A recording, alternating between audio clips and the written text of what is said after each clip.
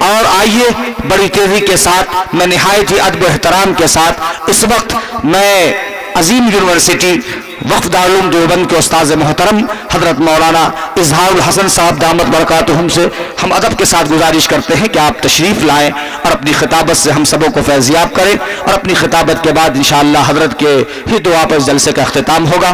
بڑے ہی محبت کے ساتھ آپ کی سماعتیں جو لوگ جہاں ہیں آپ اسے یہ مت سمجھے کہ ہم کم ہیں، الحمدللہ اللہ آپ حضرات کی سماعتوں کو اور حضرت مولانا کے خطاب سے جو باتیں نکلیں گی، جو بات کہی جائیں گی، ہو سکتا ہے کہ ہم لوگ یہاں پر کم تعداد میں ضرور ہیں لیکن ہمارے لیے قیمتی اور نافع ہوگی۔ محبت کے ساتھ حضرت مولانا کی خطابت سے آپ حضرات فیضیاب ہوں۔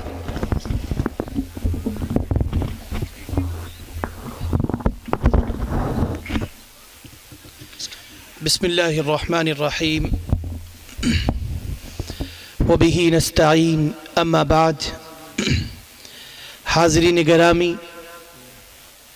وقت کافی ہو چکا ہے، بلکہ میرے خیال میں رات کا پروگرام تھا اور رات بھی مکمل ہو چکی، اور اب تو صبح کا وقت اور صبح صادق کا وقت قریب ہے۔ بہت لمبی گفتگو کا وقت نہیں ہے، نہ آپ اس کے متحمل ہیں نہ آپ اس کے خواہاں ہیں کہ مزید آپ سے گفتگو کی جائے۔ بس دو چار باتیں عرض کر کے دعا کر لی جائے گی انشاءاللہ، اور اس کے بعد اس مجلس کا اختتام ہوگا۔ یہ آج کا یہ اجلاس جلسہ دستار بندی اور اصلاح معاشرہ کے عنوان سے منعقد کیا گیا۔ آپ حضرات نے حضرات علماء کرام کے بیانات، ان کی تقریرات اور ان کے خطابات سنے۔ تمام حضرات نے پرمغز پیغامات دیے اور تمام تفصیلات آپ کے سامنے ہیں۔ ان تمام کا نچوڑ، ان تمام کا خلاصہ اور تمام کا مقصد اگر قرآن کریم کے کسی ایک آیت کے اندر اگر ہم تلاش کریں تو اللہ تبارک و تعالی ارشاد فرماتے ہیں، یا ایھا الذین آمنوا ادخلوا فی السلم کافہ ولا تتبعوا خطوات الشیطان۔ اے ایمان والو، تم مکمل کے مکمل اسلام میں داخل ہو جاؤ۔ یعنی وہ لوگ جو کلمہ پڑھ چکے، جو لا الہ الا اللہ کا اقرار کر چکے، جو اس بات کی گواہی دے چکے کہ اللہ کے سوا کوئی معبود نہیں، محمد صلی اللہ علیہ وسلم اللہ کے بندے اور اس کے رسول ہیں، ان سے یہ مطالبہ ہو رہا ہے کہ تم لوگ مکمل اسلام میں داخل ہو جاؤ۔ اب اسلام میں داخل ہونے کا مطلب یہ ہے کہ تم نے کلمہ پڑھ لیا، تم نے شہادت کا اقرار کر لیا، تو اب آ جاؤ، تم اپنے اخلاق، تم اپنی عبادات، تم اپنی معاشرت، تم اپنی تجارت، تم اپنے معاملات، تم اپنی معیشت، غرضے کے زندگی کا ایک ایک لمحہ، زندگی کے ایک ایک معاملات، تمام کے تمام دائرے کار، تمام کے تمام حدود کو اسلامی سانچے کے اندر ڈھالو اور اسلامی پیرائے کے اندر لا کر کے مکمل کے مکمل اسلام میں داخل ہونے والے بن جاؤ۔ پھر دوسرا جز بیان کیا گیا، وَلَا تَتَّبِعُوا خُطُوَاتِ الشَّيْطَانِ، کہ شیطان کے نقش قدم کی پیروی مت کرو، اِنَّهُ لَكُمْ عَدُوٌّ مُبِينٌ، بے شک وہ تمہارا کھلا ہوا دشمن ہے۔ وہ تمہارا دشمن آج سے نہیں ہے بلکہ اس وقت سے ہے جب کائنات کی تخلیق کی گئی، کائنات کو بنایا گیا اور کہا گیا کہ سب کے سب آدم علیہ السلام کو سجدہ کرو۔ تمام کے تمام آدم علیہ السلام کے آگے سجدے کے اندر جھک گئے سوائے ابلیس کے، اس نے سجدہ نہیں کیا، اس نے سجدہ کرنے سے انکار کیا، وہ اللہ کے دربار سے راندے درگاہ ہوا، وہاں سے دھتکارا گیا، وہاں سے بھگایا گیا، لیکن اس کے باوجود آج بھی اسی طریقے کے اوپر سرکشی پر اڑا ہوا ہے، خود گمراہ ہے، دوسروں کو گمراہ کر رہا ہے، دوسروں کو بہکا رہا ہے۔ دوسری طرف آدم علیہ السلام ہیں، ان سے کہہ دیا گیا کہ اے آدم، جنت کے اندر چلے جاؤ، وہاں کی آسائشوں، وہاں کی راحتوں، وہاں کی نعمتوں سے لطف اندوز ہونا، لیکن یاد رکھنا آدم اس درخت کے قریب مت جانا۔ لیکن وہ شیطان جو انسان کا دشمن بن چکا تھا، وہ شیطان جو انسان کے بہکاوے کے کام پر لگ چکا تھا، اس نے وسوسے کے اندر مبتلا کیا، اور جس کے نتیجے کے اندر حضرت آدم علیہ السلام سے غلطی ہوئی، اور اس غلطی کے نتیجے کے اندر آدم علیہ السلام کو اس کائنات پر بھیجا گیا، لیکن انہیں احساس ہے کہ غلطی ہوئی ہے، ایک گناہ سرزد ہوا ہے، اس کی پاداش کے اندر اپنے پروردگار کی بارگاہ میں، اس کے دربار کے اندر دعا کر رہے ہیں، گڑ گڑا رہے ہیں، رو رہے ہیں، اور کہہ رہے ہیں ربنا ظلمنا انفسنا وان لم تغفر لنا وترحمنا لنكونن من الخاسرین۔ اے پروردگار، ہم نے اپنے نفس پر ظلم کیا، ہم نے اپنے نفس پر ظلم کیا، ہم نے اپنے اوپر ناانصافی کی، ہمارے سے گناہ سرزد ہو گیا۔ اے پروردگار، اگر آپ معاف نہیں فرمائیں گے تو یقیناً ہم خسارے کے اندر رہیں گے، یقیناً ہم نقصان کے اندر رہیں گے۔ یہ دو کردار ہیں جو کائنات میں ابتدا کے اندر سب سے پہلے پیش کر دیے گئے۔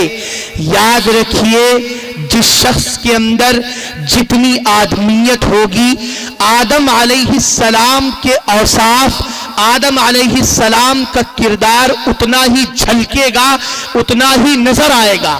جس شخص کے اندر جتنی شیطنت، جتنی بغاوت، جتنی سرکشی ہوگی، شیطان کا کردار، شیطان کا وصف اتنا ہی جھلکے گا، اتنا ہی نمایاں ہوگا، اور اتنا ہی واضح ہو کر کے نظر آئے گا۔ اب آپ کے اوپر ہے، آپ شیطان کے کردار کو اختیار کرتے ہیں یا آدم علیہ السلام کے کردار کو اختیار کرتے ہیں۔ آدم علیہ السلام جس پیغام کو لے کر کے آئے ہیں، جس کردار کو لے کر کے آئے ہیں، وہ کردار، وہ پیغام آدم علیہ السلام پر ختم نہیں ہوا، بلکہ وہاں سے اس کی ابتدا ہوئی ہے، وہاں سے اس کا آغاز ہوا ہے، اور پھر اس کے بعد مختلف انبیاء کرام علیہم الصلوات والتسلیم کی آمد کا سلسلہ جاری رہا، تا آ کے نبی آخر الزمان محمد عربی صلی اللہ علیہ وسلم پر آ کر کے یہ سلسلہ ختم ہو گیا، اور پھر کہہ دیا حضور اکرم صلی اللہ علیہ وسلم نے کہ قرآن کی زبان کے اندر کہ قل یا ایھا الناس انی رسول اللہ الیکم جمیعا، اے نبی آپ کہہ دیجئے کہ میں تمام کی جانب نبی بنا کر کے بھیجا گیا ہوں، رسول بنا کر کے بھیجا گیا ہوں، پیغمبر بنا کر کے بھیجا گیا ہوں، اور آپ صلی اللہ علیہ وسلم کو خاتم النبیین کا اعزاز دے دیا گیا۔ اب آپ کے بعد کوئی نبی آنے والا نہیں، اب آپ کے بعد کوئی رسول آنے والا نہیں، آپ کو جو ہدایت دی گئی وہ ہدایت سب سے آخری ہدایت، وہ دستور نامہ سب سے آخری دستور نامہ ہے، وہ کتاب سب سے آخری کتاب ہے۔ اس کتاب کے اندر قیامت تک آنے والے تمام انسانیت کے لیے، تمام نسل انسانی کے لیے، چاہے وہ جس قبیلے سے تعلق رکھے، چاہے وہ جس مذہب سے تعلق رکھے، ہر ایک کے لیے ہدایت نامہ، ہر ایک کے لیے دستور نامہ موجود ہے۔ ضرورت ہے کہ آج اس ہدایت نامے کو تلاش کیا جائے، آج اس دستور نامے کو تلاش کیا جائے۔ اس دستور نامے کے اندر جو پیغامات دیے گئے ہیں، ان پیغامات پر عمل پیرا ہونے کی کوشش کی جائے۔ آج افسوسناک صورتحال یہ ہے کہ وہ کتاب جس کو عالمی کتاب قرار دے دیا گیا، جس کو آفاقی کتاب قرار دے دیا گیا، اس کتاب کو ہم نے قرآن خوانی کے لیے رکھ دیا۔ اس کتاب کو ہم نے اگر کسی کو اچھے طور پر دیا تو وہ صرف یہ کہ جب ہماری بیٹیوں کی شادی ہو تو اس کو اچھے طریقے کے اوپر اچھے لفافے کے اندر پیک کر کے اس کو جہیز کے اندر دے دیا جائے۔ افسوس، صد افسوس، وہ قرآن جو دستور نامہ بنا کر کے بھیجا گیا تھا، اس قرآن کو ہم نے صرف تعویذ کے لیے رکھ دیا. اس قرآن کو صرف اس لیے ہم نے بنا لیا کہ ہمارے گھر میں جب کسی کی موت ہو, جب کسی کی وفات ہو, تو 10 بچوں کو بلایا جائے, قرآن گھر میں پڑھا جائے اور قرآن خوانی کرا دی جائے اور اس کے بعد معاملہ ختم. یہی وجہ ہے کہ آج یہ مسلمان اور مسلمانوں کی یہ جماعت اب انتہائی پشیمانی کا شکار ہے. ہونا تو یہ چاہیے تھا کہ آج ہم لوگ ان علماء کے پاس جاتے اور ان علماء سے پوچھتے کہ مولانا صاحب یا مفتی صاحب یا قاری صاحب ذرا بتائیے میری دکان ہے, دکان کے بارے میں قرآن کریم نے کیا ہدایتیں بیان کی ہے.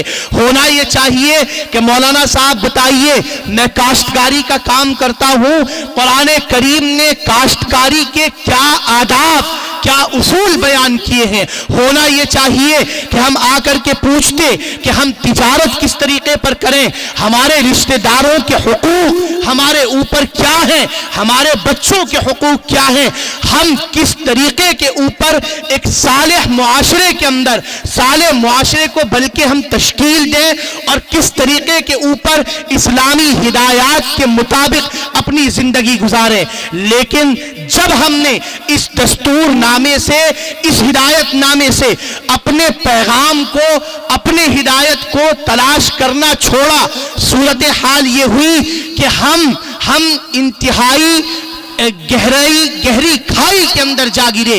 انتہائی لاچاری کی صورتحال کے اندر آج ہماری صورتحال ہو چکی. انتہائی افسوسناک اور انتہائی صد افسوس. آج اگر مسلمان, بلکہ مسلمان نہیں بلکہ یہ کائنات پوری دنیا اگر یہ چاہتی ہے کہ کامیابی اور کامرانی اس کا قدم چومے تو اس کو لوٹنا پڑے گا اس دور کی جانب جس دور کو حضرات صحابہ کرام رضوان اللہ علیہم اجمعین کے دور سے یاد کیا جاتا ہے. ان کے واقعات ہم سنتے ہیں, ان کے احوال کو ہم سنتے ہیں, ہمارے سامنے بیان کیے جاتے ہیں, لیکن کبھی ہم نے اس کو تطبیق دینے کی کوشش نہیں کی. اگر آج دنیا کامیابی چاہتی ہے, کامرانی چاہتی ہے, تو اس کو رسول اکرم صلی اللہ علیہ وسلم کی سیرت کے آگے اپنے سر کو جھکانا ہوگا. حضور صلی اللہ علیہ وسلم نے پھر اس کے بعد کہہ دیا اصحابی کالنجوم فبأیہم اقتدیتم اہتدیتم, میرے صحابہ ستاروں کے مانند ہیں, ان میں سے جس کی بھی اقتداء کرو گے ہدایت یاب ہو جاؤ گے. اگر کامیابی چاہتے ہو تو ان کی زندگی کو اپنانا پڑے گا, ان کی زندگیوں کو, ان کی سیرت کو اور ان کے نقوش ہائے حیات کو اپنی زندگیوں کو ان طریقے پر لانا ہوگا, تبھی جا کر کے کامیابی ہمارا مقدر ہوگی. اور جب ہم اس قرآن سے اپنے ہدایت نامے کو, اپنی زندگی کی صورتحال کو اور اپنے مسائل کا حل تلاش کرنا شروع کریں گے, تبھی ہمارے مسائل حل ہوں گی, تبھی کامیابیاں ہمارے مقدر ہوں گی.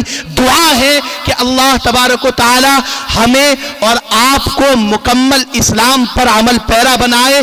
یہ بچے جنہوں نے آج قرآن کریم کو اپنے سینوں کے اندر بسایا ہے, اللہ تبارک و تعالی ان کو قرآن کریم پر عمل کرنے والا بنا دے. اس قرآن کریم کی ہدایتوں کے مطابق, اس کی دستوروں کے مطابق عمل کرنے کی توفیق ہو اور سعادت دارین نصیب ہو. بہرحال وقت بہت ہو چکا ہے. میں نے شروع میں عرض کیا تھا کہ باتیں بہت کرنی تھی لیکن بالکل وقت نہیں ہے. اب صبح کا وقت ہو چکا ہے, لہٰذا اب مناسب یہی ہے کہ دعا کر لی جائے. دعا کر لیں, آپ حضرات جمع ہو جائیں یہاں پر. سب سے پہلے ہم درود پڑھیں گے اور اس کے بعد ہم دعا کریں گے عالم اسلام کے لیے. عالم اسلام انتہائی تشویشناک صورتحال کا شکار ہے, آپ کی دعاؤں کا منتظر ہے. ان کے لیے دعا کیجئے. عالم اسلام کے اندر, کائنات کے اندر جتنے مسلمان جہاں کہیں پریشان حال ہے وہ تمام آپ کی دعاؤں کے منتظر ہے. ان بچوں کے لیے دعا کیجئے, اہل علاقہ کے لیے دعا کیجئے, بستی والوں کے لیے دعا کیجئے. اللہ تعالی تمام لوگوں کے تمام مسائل کو حل فرمائے.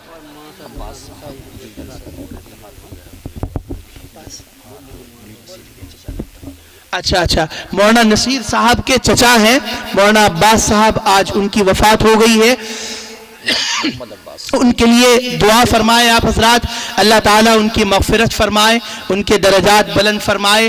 आप हजरात का यहाँ पर आना बार आवर हो, अल्लाह ताला आपके यहाँ आने को कामयाब फरमाए और यहाँ की सादतों से आपको बहरावर फरमाए।